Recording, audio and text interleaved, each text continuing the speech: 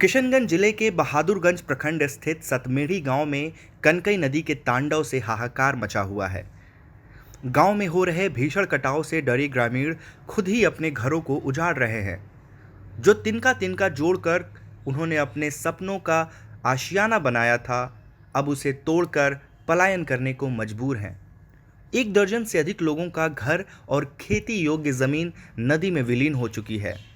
इन लोगों के पास अब कुछ बचा है तो सिर्फ अपनी जान, जिसे बचाने की जद्दोजहद चल रही है। कनकई नदी के विकराल रूप से गांव के गांव कटकर पानी में समा रहे हैं। हम लोग का घोर कट गया है, पानी घुस रहा है। हम लोग बहुत बर्बाद हैं और कैसे कहाँ रहेंगे नहीं रहेंगे कोई पता नहीं है। इधर कहीं जाने का गुजरे नहीं है, क्या करेंगे? अगर इस तरफ भी नदी है, इस तरफ भी नदी है, हम किधर जाएंगे? हमारा कोई गुजारा नहीं है, कोई कहीं जाने का। खेत जमीन कट के खत्म हो गया, जो है जमीन में आकर के बैठे हैं सरकार के लिए। ऐसे इसके बाद हम लोग का खाने का कोई साधन नहीं है। अभी हम लोग का मजबूरी में बहुत है, हम लोग को सरकार कुछ मदद करे।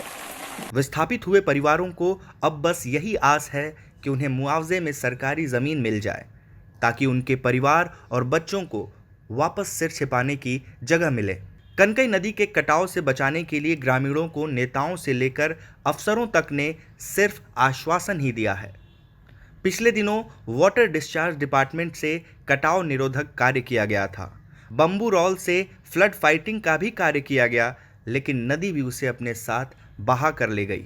कनकई नदी के राइट बैंक में ये गांव मौजूद है। अब इस गांव का अस्तित्व पूर्ण रूप से खतरे में है। पिछले दिनों यहाँ पर जल निस्सरण विभाग की तरफ से कटाव निरोधक कार्य किए गए थे, मात्र 150 मीटर के आसपास, जो बहुत ही कम था, और जियो बैग और बेम्बू से काम किए गए थे, जो नाकाफ़ी है। ये काम यहाँ पे हो ही नहीं सकता था। अगर यहाँ पे परकू पाइन से काम किए हुए रहते तो आज ये गांव ये कटता नहीं और यहाँ के इस गांव के लोग विस्थापित नहीं होते। आज इस गांव के लोग अपने अपने घरों को तोड़ करके दूसरे जगह पलायन कर रहे हैं, दूसरे जगह जाके शरण ले रहे हैं। ये बड़ी ही अफसोस की बात है। निश्चित रूप से ये हमारे जल संसाधन विभाग का, जो जल निस्सरण विभाग है, उसकी विफलता यहाँ पे सामने में आ रही है।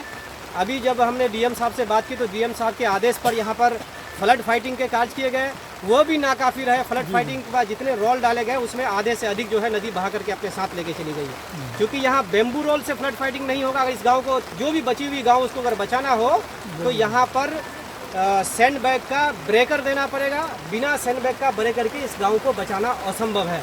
नदी की तेज धारा से गांव में तेजी से कटाव की शिकायत पर मौके पर पहुंचे बहादुरगंज के प्रखंड विकास पदाधिकारी और अंचलाधिकारी ने कटाव का जायजा लिया। साथ ही उन्होंने पीड़ित परिवारों को आश्वासन दिया कि जल्द ही कटाव रोकने के लिए काम किया जाएगा। मेरी गांव है, ये हमेशा से ये फ्लड इफेक्टेड रहा है। इस बार भी यहाँ पर लगभग 20-25 घर यहाँ पर लोग शिफ्ट किए हुए हैं, प्रभावित हुआ है और बहुत ही बुरा स्थिति यहाँ का है। हम लोगों ने संपर्क किया है जल्द से लोगों से, आके फ्लड फाइटिंग काम करेंगे। और हम लोग फिलहाल अभी सीओ साहब, हम लोग कुछ लोग पॉलिथीन शीट लाए हुए हैं लोगों के लिए, ताकि वो अपना शेल्टर ले सकें, तो अभी उन लोग को देंगे हम लोग। बाकी जो बाढ़ के बाद जो राहत दी जाती है वो हम लोग करेंगे, आकलन किया जा रहा है। और जो भी हम लोग जो नियम से होगा, सरकार का जो आदेश आएगा, निर्देश आएगा, उस अनुसार काम करेंगे हम लोग। अपना घर बनाना हर इंसान का सपना होता है। इसके लिए वो दिन रात मेहनत कर पैसा जोड़ता है, ताकि वे अपने परिवार के लिए घर बना सके और उस घर में चैन से गुजर बसर कर सके।